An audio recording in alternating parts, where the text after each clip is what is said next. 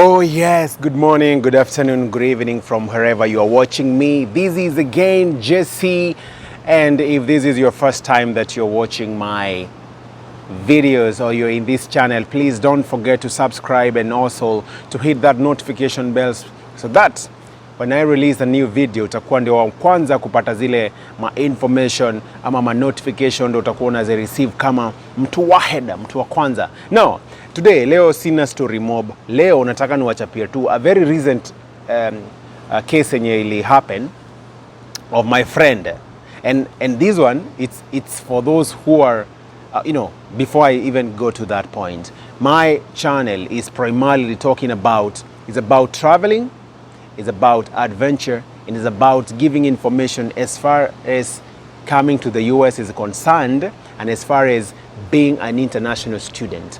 That's what primarily I do in this channel. So recently, last month but one, it was in May, I had a friend from Kenya and she was coming to the US, and this is a person that I know, this is a person I've been talking to, but something just happened. So she boarded a flight on 11th of May, I think on 10th, yeah, 10th to 11, around 10 and 11, and she was to fly to the United States, and she was coming here as a student, and she was coming to one of the universities in Minnesota. I'm not going to mention the university, and I'm also not going to mention her name, just for her own sake. So she called me and told me, oh, I'm boarding my flight now. It was around 11 at night, and I said, oh, okay, have a safe flight, tutaonana ukifika ama tusipoonana, kwa sababu her entry point was like 2 hours from where I stay. So I knew based on my availability and my schedule, I could not have managed to go and maybe see her. So she came all the way through Qatar. So she boarded the flight in Jomo Kenyatta International Airport, akaenda hadi Qatar. Kutoka Qatar akaboard flight 1 all the way to Chicago. So Chicago is in the state of Illinois, and that was her entry point to the US. But she missed one thing. Actually, I would say, let me put myself in this story, because we missed that one thing. Kuna kitu moja wakati una book flight yako kukuja US, unafaa ujue, and especially kama unakuja na F1 visa, unafaa ujue before book flight. Now, mimi tulikuwa tunapiga story na huyu dem, na alikuwa ananishow like process yake vile imefika, and I used to encourage her, I used kumwambia, oh, you go for it, and then all the question alikuwa nazo nilikuwa namjibu the best of my knowledge, and she was lucky she got the visa. When she got the visa, ikafika time yake ya kuboard flight. Actually, hata vile alikuwa na lipa fee, me I didn't know, I knew after already amesha book flight. And all along tulikuwa tunaongea, I think haikuwa imehit in my mind that she's coming for her fall intake.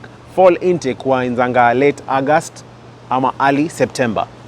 So, yeye book flight on 12th of May. 12th of May. And she was so excited. I was also very excited because this is someone I know, and I've actually in one way or the other nimemsaidia in terms of her process and application of school application and visa interview, all those stuff. I was so happy for her, and I knew that she's already getting to the US bila stress. So alikuwa kuje Chicago, and then from Chicago achukue flight hadi Minnesota. I think Minnesota, I don't know whether Minnesota iko state gani. I think it is kama ni North Carolina, I'm not sure. So akafika, akafly all the way to Doha, all the way to Qatar, sorry, and then from Qatar akachukua flight hadi Chicago in Illinois. So mimi amenipigia simu akaniambia, was around 5 in the evening, akaniambia, oh, unajua ni aje? Nimeland. Akamwambia, oh, I'm so happy for you, umeland. But now kuna kitu mnafaa mjue, if you are booking your flight kukuja US, with an F1 visa. Ukibook flight, lazima uangalie timing very, very, very, very much because it is very, very important. Sasa umesikia alikuwa anaingia class August, late August, but amebook flight ya May. So, if you don't know this, what happens? For you to be admitted to the US borders, as an international student, you must not come 30 days before the start of your classes. Let me repeat again.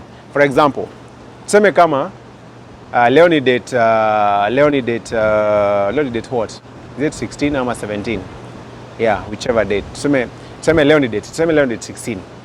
So, if your classes are starting in September, you're not supposed to book a flight today. Inafaa book flight within 30 days. Within 30 days to start of your classes. That's when you can be admitted to the US borders. Sasa wakati alikuwa na booki flight yake, she didn't know that. And when I was talking to her, I did not recognize that. It didn't even dawn in my mind. So, manze amekuja amefurahi. Unajua hiyo excitement manze ile ya kwaheri Kenya, umefika Doha, Qatar, kwaheri Qatar. Sasa umeingia US, uko kwa US borders. Unaambia umefika US manze.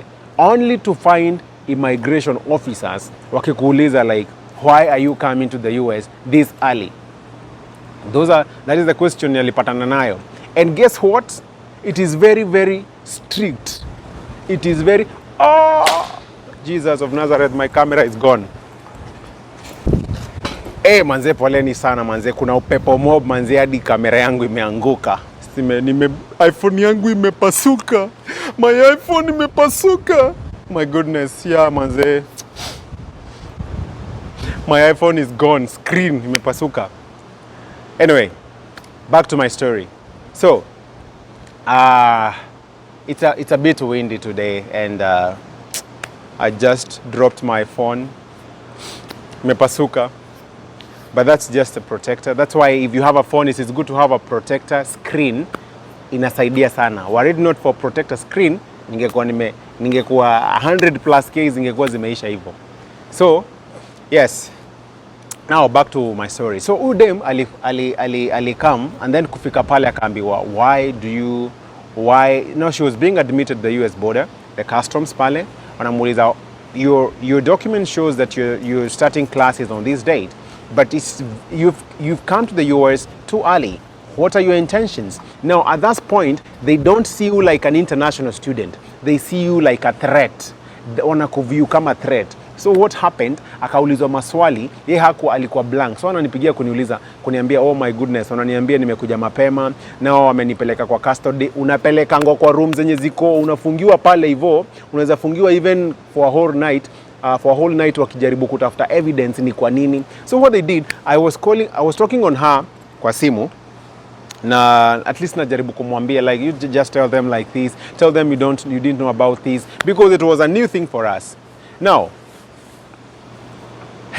wakachukua simu yake. So tuliongea naye like almost for like 20 minutes, and then simu ikaenda. Wakachukua simu yake. So kuchukua simu, wanaanza kufanya background checks. Wanaangalia ulikuwa unaongea na Jesse, yeah. Jesse alikuwa anakuambiaje? Mbona alikuwa anakuambia hivi? Ulikuwa unaongea na mtu fulani, alikushoaje?